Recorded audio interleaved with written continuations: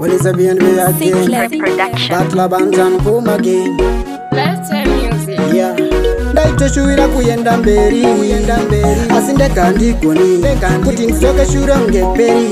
ndikaona zvigoni ndakanga ndakamirira chinochi ini ndiri mutumwa ngetimoti rega ndibate basa semtikoni ndichivimba nedenga sainoki vachandiremekedza sabhishopu nominana pagomo reziyoni ndichapisa guta repabhironi vachabuda pachena sedhimoni chingoma chachisi chezera ravo chirukazi ngavaite komba kwavo hazvine mazera zvibata ipapo havagoni pano vanogona kwavo samusoni anobatika pandiri simba rake rose rakatizira kwandiri nini ndine umhare samadzviti garai matosona muromo nezipi mimi ndakanga ndakamirira chinochi ini ndiri mutumwa ngetimoti rega ndibate basa semtikoni ndichivimba nedenga sainoki vachandiremekedza sabhishopu nominana pagomo reziyoni ndichapisa guta repabhironi vachabuda pachena sedhimoni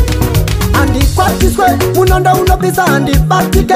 ngondo handitangike washageri iyoyo havaizike ngavaite zvekukumbira manhera zvava zviombe izvi zvabvezera ngirozi yakarembedza kamera inini terere ndoidonhedza mujecha ndakanga ndakamirira chinochi ini ndiri mutumwa ngetimoti rega ndibate basa semtikoni ndichivimba nedenga sainoki vachandiremekedza sabhishopu nominana pagomo reziyoni ndichapisa guta repabhironi vachabunda pachena sedhimoni chingoma chachisi chezera ravo chirukazi ngavaite komba kwavo hazvine mazera izvibata ipapo havagoni pano vanogona kwavo samusoni anobatika pandiri simba rake rose rakatizira kwandiri nini ndine umhare samadzviti garai matosona muromo nezipi mimi ndaitoshuwira kuyenda mberi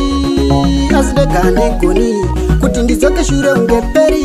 ndikaona zvigoni kuenda mberi